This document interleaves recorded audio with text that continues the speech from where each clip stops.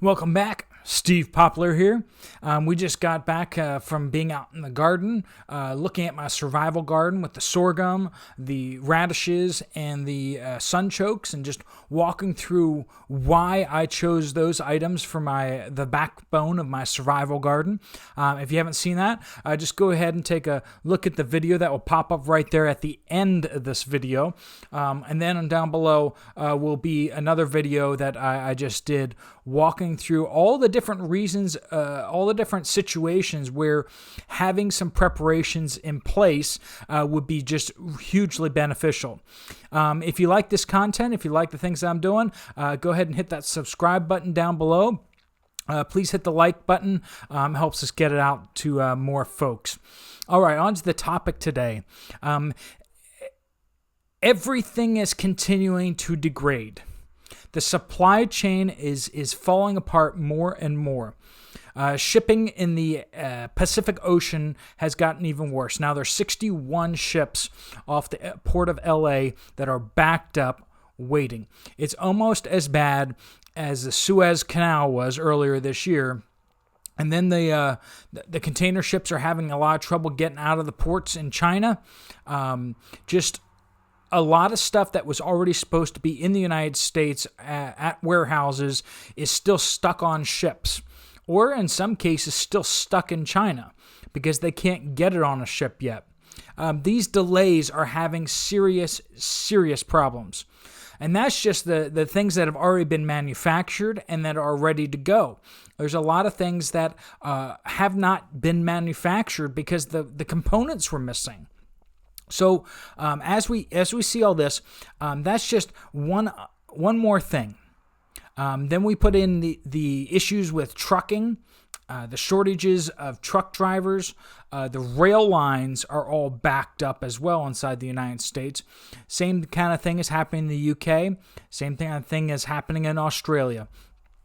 We see this snarling of the supply chains and the distribution networks. They're just becoming worse and worse. But now we're starting to see that there could potentially be a very serious energy crisis about to hit us. We had a lot of oil go offline due to the recent hurricane in the Gulf. The damage to the terminal down in New Orleans, that really set back a lot of those operations because that's where they would resupply and bring the crews in and out of a lot of those offshore oil rigs. So a lot of those oil rigs are still not back online yet. A lot of oil has gone offline. That pumping terminal in the New Orleans area. That's just starting to get back online now.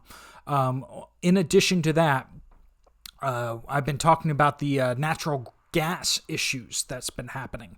As we see a lot of these states like California and Texas that have had a lot of instability in their power grids this past year, they've been burning a lot of natural gas. And in these situations, with all that natural gas being burned in excess, we're actually going into the season, the cold season, where we really start drawing down those reserves.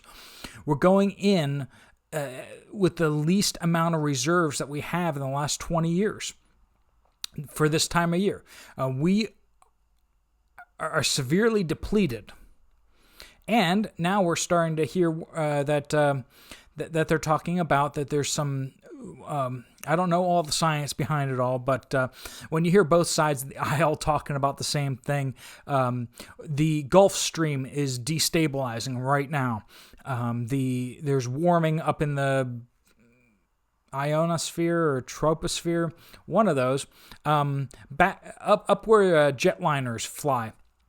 And everyone's kind of agreeing what that's going to do is it's going to be pushing really, really cold air into the northeast United States, as all the way down possibly as far as Florida, and Europe is going to get hit.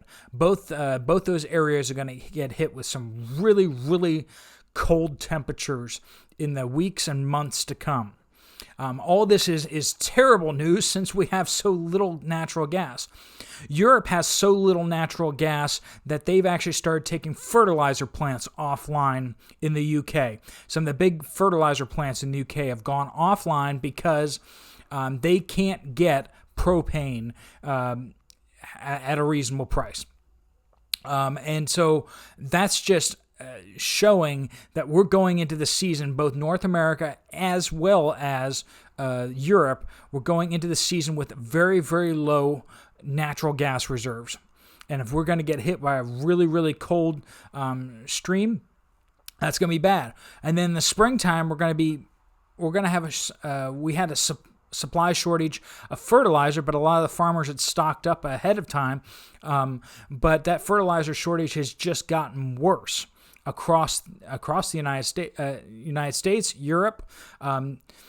Some of that has to do with sanctions that went against Belarus. That has made it so that potash is not coming out of Belarus, which is the number one world exporter of potash, which is nitrogen, right? So with all these things together, we're looking at having a shortage of fertilizer going into next year, which means crop yields will be down next year. It's just one thing after the next. Governments are not making things better; they're making things worse. We're seeing that that there are more rules coming down that are possibly going to take even more workers off the warehouses, off their trucks, off the airlines, and out of the hospitals. Rolling right into that one, we're seeing severe medical shortages. And don't let anyone tell you that it's because all sorts of people who have going into the hospitals and such. It's not because there's more patients. It's because there are a lot less medical professionals. They are having to close wings of hospitals because there's just a staff shortage. There aren't enough nurses, there aren't enough doctors, and it's not because they're all worn out because they've been working so hard. The ones that are still working are working really hard. That's because so many have left the field. And the government's not making this better. The governments of the United States, of Canada, the UK, I haven't heard on Australia and some of these other places, but definitely UK, Canada, and the United States. The governments of these three countries are absolutely aggravating the issue, forcing more and more nurses and other medical professionals to choose between either quitting, and the ones that are there are being overburdened with just regulation after regulation after regulation, and just making it so that who would want to do that anymore? And a lot of people are saying, you know what, it's time for retirement or time for a change of career. And so don't be surprised if you go to a hospital these days and you go into the ER and you wait for hours and hours and hours. One of our friends at my church was just telling us about how their neighbor's father went into the hospital to the ER locally here and had been waiting for over 36 hours in the ER without a room. 36 hours, and they couldn't find any beds in any of the regional hospitals around here. And that's just that's scary, and that's just with regular admissions right now. We do not have an escalation of people going to the hospital right now. What happens if we do have more people go to the hospital suddenly for some reason or another? If people are not getting the care that they need right now, what's tomorrow going to look like? What's the next day? We might be in a position where you might need to actually care for people at home. They'd be better off being treated at home than they would be at the hospital. And that's just the United States. And I know that Canada has had to deal with a lot of staffed medical facilities, long waiting lists. UK, same thing. That you have to wait months and months and months to see a doctor. These things are just getting worse. And with all that to say, you who are preparing and are getting ready, it's easy for you to say, and I felt that way too. It's just like it's never going to come. Things are just going to keep together for a little longer. They're going to keep on going, and so I can just wait it out. I can just wait for things to normalize, and then But this is not a unique feeling. This is a normal feeling in a crisis, is that you have the plunge and then you have this false reset where things seem like they're coming back up again.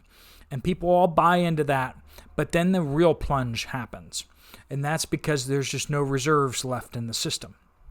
And right now, we are more vulnerable to a crash of everything than we have been in a very, very long time. All it takes is one little nudge. And I would argue that actually the seeds to the collapse are already sowed, and that it's actually inevitable. And I think a lot of you guys are on the board with me too, that it's already inevitable. If you could get in the comments below, I want to take this. I'm thinking I'm needing to take this channel more in the direction of encouraging people who are prepping, and doing a little less talking about why we need to prep, because I think a lot of you are already on board. People who are on board, and those who aren't, they just will they ever be able to be brought on board? I don't know. So a lot of the folks I've been listening to in the comments and chatting with in the comments, you guys are already on board. You already know what's going on. You're just looking for something else, and I think it's encouragement. But if you guys would just throw a couple notes in the comments below, I appreciate that. Just let me know what you're thinking, what you want out of this channel, what you think you're getting out of this channel, so that I can give you more of that. If you could hit the like button, get me spread to more people, that would be awesome. And thank you so much. 1,600 subscribers. Just really recently, a lot of you have just come on board.